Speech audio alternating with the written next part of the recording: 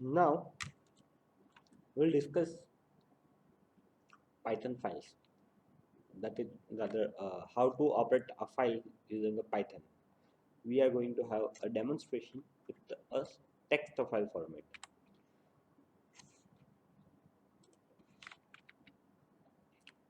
So first of all, the basic is how you can open a file using uh, Python. So let's have an example. Uh, See, before opening file, you have to make sure your directory of your file and the directory of your Python program are the same. For an example here, this is my directory EE283. This is basically an desktop. That's why the other part is not hidden. Other part is hidden. This is the location. C user charset desktop E283, and this is my file. This is the charset file. Basically, text the file named as charset. Okay. This has been taken from Charosat University website. This file is taken from Charosat University website. I'm going to do some task on this file. Okay, so first we are going to open this file, and then later on we'll see what we can do with that. Okay. So here is the file, and this read underscore program is my program that I'm going to write it, and I'm going to run this code. So basically this is a place where I'm going to save my code, or if you are writing a new code, you have to save that code where your file belongs. Otherwise you will get an error related to file source, like destination error would be there. Let's see that error. I'll later use show with that error. So this is the same place, C user charsa desktop E283. Okay, this is my file. So this is the file where I'm going to write a program, and the file is in the same directory, or you can say same folder. So this is the read.program that I'm writing, and this is the file that I'm going to open. Okay. So when you want to read or write a file, you have to give a command to open the file, and that command is very easy. It is open command. And whenever you try to open a file, you have to pass on the name of the file as well, and it won't actually open the file, but it will just provide you a window from which you can access the file. So basically when I do this, I'm not going to read the file, the whole file actually, but what I'm going to do is I'm going to create a window from which I can communicate to a file, or I can read a file from that window. I'm just going to create that window or a handle from which I'm going to operate on that file. Okay, so using open command you can do that. How to do it? Let us say some a, let us say there is a data is equal to, I want to open this file in this data variable, so open. Okay, whenever I write open, I have to write a file, so I'll write charusat. It must be same as the name of the file that you want to open. So in this case, this charusat.txt, so I have to write charusat followed by extension of the file, that is txt. Okay, along with that you have to pass some argument. That argument are regarding what you want to do with that file. So if I write r, that means I want to read that file. If I write w, that means I want to write that file. That means I'm going to modify that file. I'm going to write something inside that file. Okay. And if you do not write anything, by default it takes it as an r. That means you want to just read that file. Okay. So this is how you can open the file. Okay. I'm going to run this command and see what happens. See, nothing happens. When I run this command, nothing happens. Okay, let us try to print what I get as a data, because data is equal to open file. That is our command. When I try to print data, we'll see what we get. So it is actually giving me file name, type of my communication, that is read communication. If I write w over there as a parameter, it will get me w, that means a writing mode, some encoding, and some other text input auto wrapper information. Okay, so this is not actually a file itself. The data is not a file. It is just a handle through which, or a window through which I am going to read the file. Okay, now if I want to read a file, what I have to do is I have to use a read command instead. Okay, let us see how to read a file. So this is an example, same example that we have just seen. So this is the screenshot where I have my file, and then I am running this file. The address in this both are the same. So how to make sure that address are same, and this is what the output is.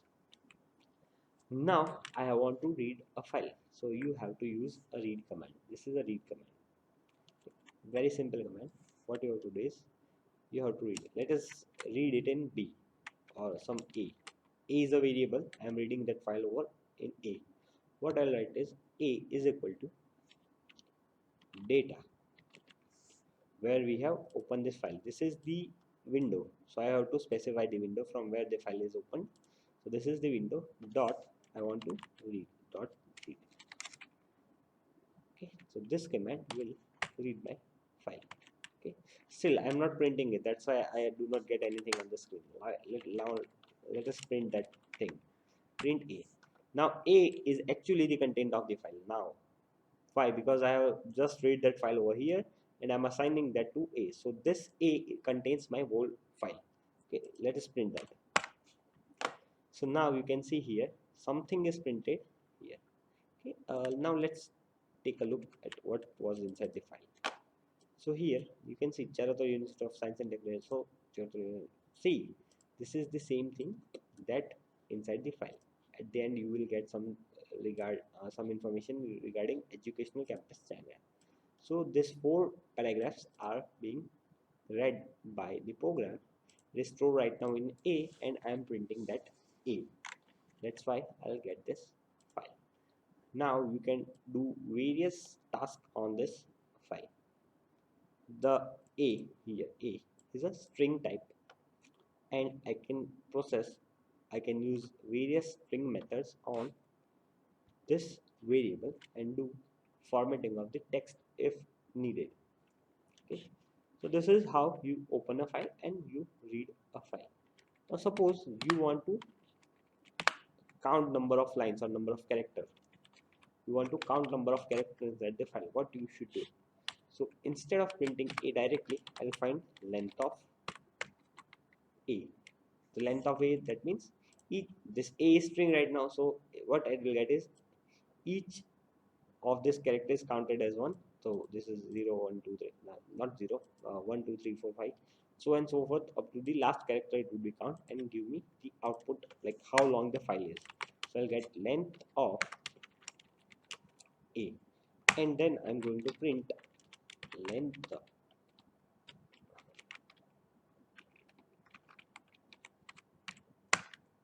So here you can see that is 1494 character long. Now there is no way I can check that here.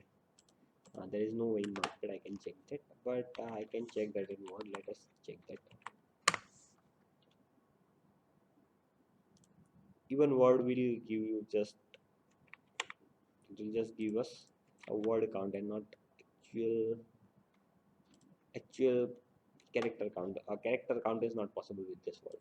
So this mode, this one I won't go. So this is how you can find out the length of file. Now this is the whole length of file. This all characters are included. Now you want to, suppose you want to count or you want to loop through the file.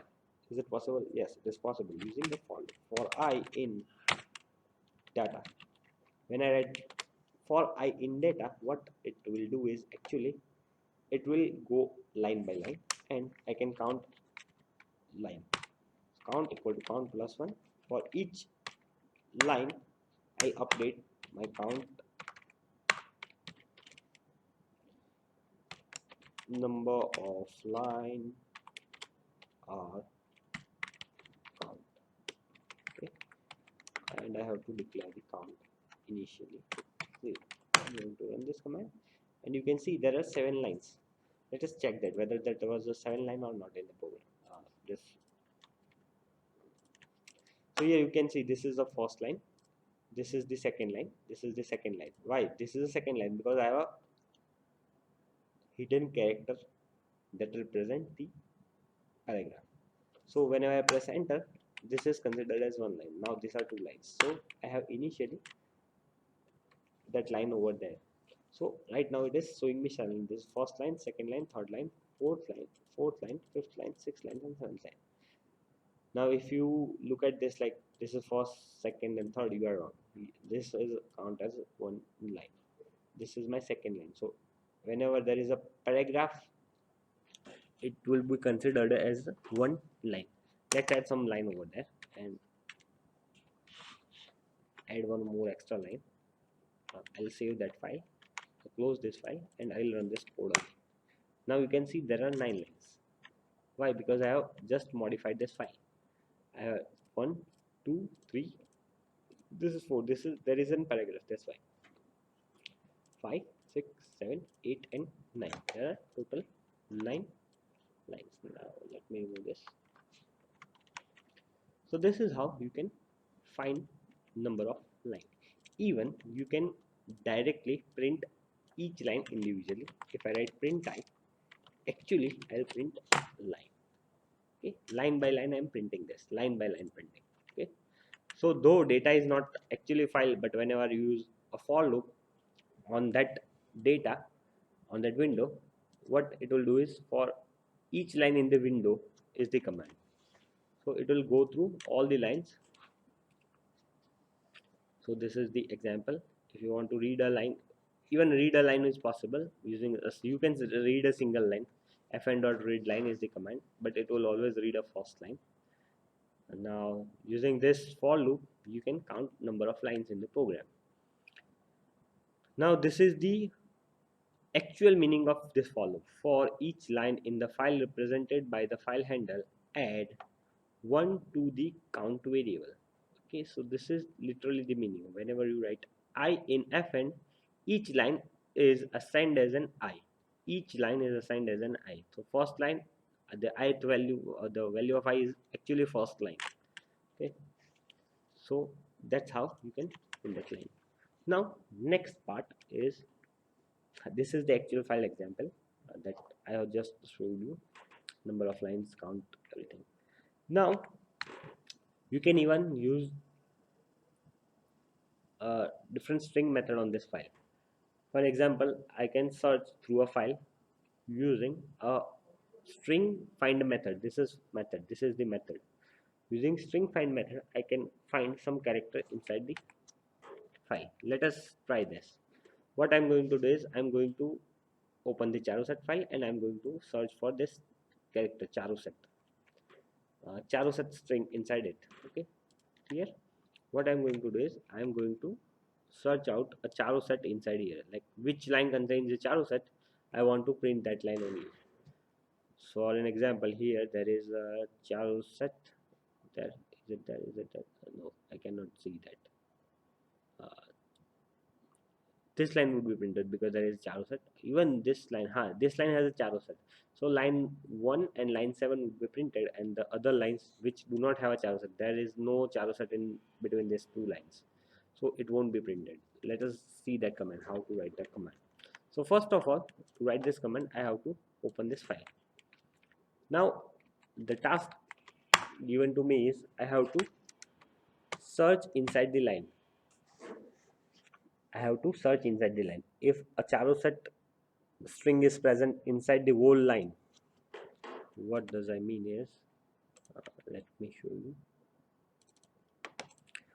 This is line. If a charuset is present in this whole line at somewhere, that means here. For this line, it is here somewhere. Then I want to print that line. So I have to check whether charuset is present or not. So first of all, I have written this command to this line. What this command will do, it will open a window and then it will go line by line. Now once I have first line, I have to check whether a charuset is present in first line or not. So what I'll do is that I dot find. This I dot find, basically that is a find method. That is a method. This is a method on a string method. Find is a string method. It should be here. Yeah. Search the string of specified value and return the position of where it was found. Okay, so what does this find method do is, it returns the first occurrence of the specified value. So if I write charu set, whenever charu set is present in line, it will return me the position. For example, if I run that on this line, it will give me position or index number of this charu set. So here it would be like 0 1 2 3 4 5 6 7, and at some point I'll get charu set, so it will return me this value. Here that number would be different. Why? Because the position of charu set is different in this case, or it, if it is presented somewhere here, it would be different. So count or the number that returned by this find method is always a different. But if a charu set is not present, is present in this whole line, like for an example there is no charu set in here, what it will do is it will return me -1.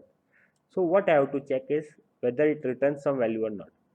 So rather to check if some values are there or not, I have to check like if I want to check this, it is possible. In first case the value is different, and in second case the return value is different. First case, let's have an example like what I does mean. Let us say I find I dot find, okay, and I'm going to run this. Sorry, I just forgot that argument. I want to check charu set. Okay. I have to print this, print the position of the charu set. Okay, so see what it has returned means 53 for first line. That means this C is at 53rd location in the string on first line. Then it has checked for second line. What I get here is nothing, so no charu set present, that's why it has returned me -1. Then for third line, no charu set in whole line, that's why it returned me -1. Again, no here, not here, not here. But here I have charu set one more time, so it has given me 46. Let's change this position. Let's put it over here. Okay, and I'm going to run this code again. You will see some different values. See, it has changed the position. So whenever you use this find command, what a find command actually do is it will check the position of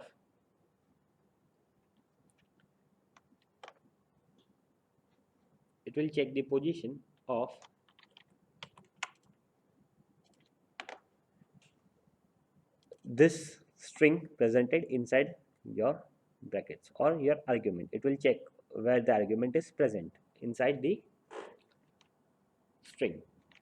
So if that is present, it will return you some value. So now I have to check whether charu set is presented in that line or not. So what I'll do is if I dot find, then I'll let charu set is equal to what should I write here? What should I write here? Should I write 53, 46 or 401? What should I write? There is a confusion. Why? Because each time this can return different value. Wherever the charu set present, the probability of charu set present at the same place is very less. So each time this can give you a different value. But what we know is if there is no charu set, we'll always get -1. That is sure. So what I'll do is I'll check if I dot find returns me -1. I'll check this. If it returns -1, okay, this is the easy way. If it returns -1, what I have to do is I have to do nothing. But if it returns some value, I have to print that statement. So I do not have to do anything here. It is not possible. So what I'm going to do is I'm going to write not equal to -1. This is my actual condition. If find.charu set does not equal to -1, that means now charu set, the find method has returned some value. Charu set is present in that line, and I have returned some value. For example, 53 is the value. 53 does not equal to -1. This is correct, and that's why I want to print that line. Okay, this is the command, and if I run this command, I'll only print the lines which contains the Charu set. Now let's run this code and see the result. Okay, there is two lines printed. Now check, Charu set is present here, Charu set is present here as well. So that's why we are getting the two line present. Let's have look at the actual file and try to have a different line. Let us say if a line contains um, Charotar, and then print that line. So what I'm going to do is I will check Charotar. Okay, I'll run this command, and you will see again there are two lines. That is, so here you can see Charotar, and here you can see Charotar. So whenever that same value is there, it will print that line, otherwise line won't be printed. So this is how you can use a find command or a find method, or you can process your data. I have opened a file, I am processing that file. You can do this. Okay, so this is the example, this is the same code. Now we want to write the files. Now we are done with reading file. We have read, know how to read file. We know how to use for loop, while loop. We know how to use list. We know how to use string methods. We know how string works. Using that all knowledge, we can actually process the file. Now we have processed some data and we want to show the result in a file. So how to do that? For that you must know how to write a file. So writing file is an easy task using Python. Now let us have an example how to write a file. So initially you have to create the window. Let's have a new name. Let's have a name like Python underscore 1 is the name. Let's have a test file, test.txt. What I'm going to do is test.txt. I'm going to open this file as an writing file. So I have to write W here. If you do not put a W, it means I want to read that file. But if I put a W over there, it means I want to write a file. Now where this file would be created, or where this file would be. So here you can see this is the location of my program. This is the location, this is the same location, and there is no file named as test.txt. If there is the file named this, then it would open that file and it will try to write. But if the file is not present, what it will do is it will create a new file named as this test.txt. Automatically it will create it on own, it will create the file. Now if I run this code, you will see that file is created. See, this is a test file. I have just created this test file. Okay, it is a blank file. Now if I run this again it will open that same file, but nothing would be printed because I'm not writing anything in here. I'm just creating the window from where I want to communicate. Okay, now if you want to write something, you have to use a write command. Where is the write command? This is the write command. This is how you can write something. Let us say there is some data that I want to print. The data is I like you Python.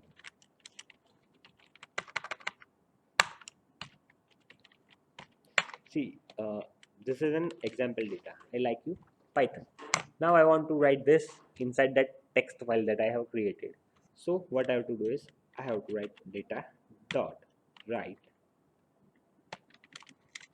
and sorry, I do not do this. I should not do this. The data will modify each other. I should not have that name. Let us say A, data write A. Okay, and if I run this, I should have it printed inside this test file, but it is not printed. Why? Because I do not have a closing command. It requires the closing command, so you have to pass on the closing command, data dot close, and then you will have the file that has the string I like you Python. So this is an example how you can write a file. if I replace this, my result would be replaced. If I write something else here, I've had a different set of lines as inside that file. So I'm actually writing this. If I write this again, let us say I'm writing it four times. For each write, it will have a new line inserted. Should not be. So this is the file. Now you can see I like you Python, again I like you Python. So each time I run that code, it will open that file, it will try to modify that file, but it will modify it from scratch. But when I do a multiple operation, so this will print it once, again I am having same line, so it will be printed twice, thrice, twice. So each time I write this, it will print it as it is. Now here you can see it looks very weird. So what you can do is you can add a new line operator over here by writing /n. If I run this code, you will see a better result here. So this is the upgraded result. Now if you want to print something else, let's say hey Python, and I run this code. Sorry, I should close.